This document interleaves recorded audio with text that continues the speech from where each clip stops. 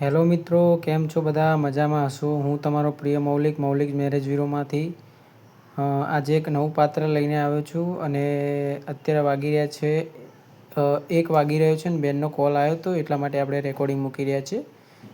બેનના પતિનું એક્સિડન્ટમાં મોત થયેલું છે. બેનનું નામ છે મમતાબેન, મારવાડી સમાજના છે અને રાજસ્થાની છે અને મુંબઈમાં રહે છે. પતિનું એક્સિડન્ટમાં મોત થયેલું છે અને એક બેબી 13 વર્ષની છે અને 7મામાં ભણે છે બેબી.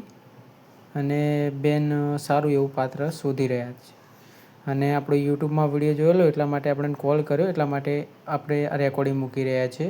જાહેર સૂચના: કોઈ બેન દીકરીનો મજાક ન બનાવો. બીજી વસ્તુ, લગ્ન કરવા હોય તો જ કોલ કરવો, વગર કામના કોલ ન કરવા. જો બેનનું નામ મમતાબેન છે, ઉંમર 33 વર્ષ છે અને છોકરીનું નામ રાધિકા છે, નાની છોકરી છે એનું નામ. અને તમારે લગ્ન કરવા માટે આ નંબર ડાયલ કરવાનો રહેશે 9313533149. આ નંબર ડાયલ કરશો એટલે મારો જે છોકરી રાખેલી છે એ ફોન ઉપાડશે અને તમારે પ્રોપર ડિટેલ આપવાની, તો તમને વાત કરાવડાવશે મારી જોડે. અને બીજી વસ્તુ, એકબીજાને ગમશે તો જ થશે, જબરજસ્તી લગ્ન નહીં થાય. જાહેર સૂચના: અને એકવાર લગ્નનું પાકું થાય એટલે પછી જલ્દી છૂટાછેડા થશે નહીં. જાહેર સૂચના: જો લગ્ન કરવા છે તો જ કોલ કરો, બરાબર? વગર કામના કોલ ન કરવા. જો બેનને પ્રોબ્લેમ એવી છે કે અત્યારે ભાડાના મકાનમાં મુંબઈમાં રહે છે, રહેવાસી રાજસ્થાનના છે અને પ્રોબ્લેમ બહુ મોટી જ છે કે પતિ છે નહીં અને સાસ સસુર તો બોલાવતા છે નહીં. છોકરી અને મમ્મી 2 જણા મુંબઈમાં ઘરકામ કરીને રહે છે.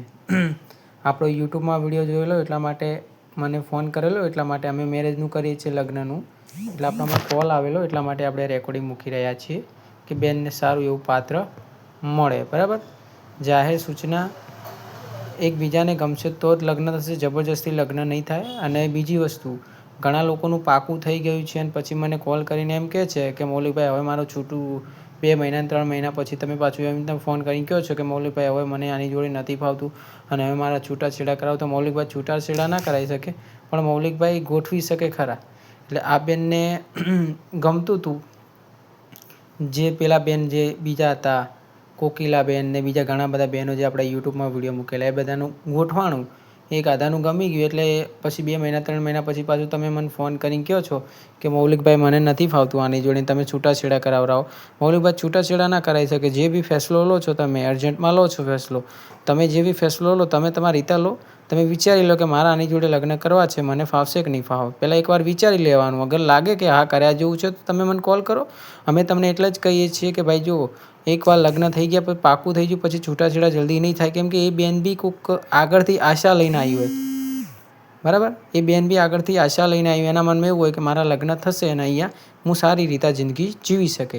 એટલે જાહેર સૂચના: તમારે લગ્ન કરવા છે તો આપણે ફોટો નામ તમારા અમને મોકલવાના છે, અમે સામેવાળા પાત્રને મોકલીશું. પાત્ર એમ કહે છે મારે કરવું છે તો આપણે આગળ વાત વધારી દઈશું, નંબરને બધું મુલાકાત કરીને ફેસલો કરાવી દઈશું. પણ જાહેર સૂચના: એકવાર લગ્ન થઈ ગયા પછી છૂટાછેડા થશે નહીં. એટલે લગ્ન કરવા હોય તો જ કોલ કરો, વગર કામના કોલ ન કરો. કેમ કે અમને બી ખબર પડે છે કે તમારે લગ્ન કરવાના છે, પણ લગ્ન એવી રીતે થાય કે ગમે તો થાય.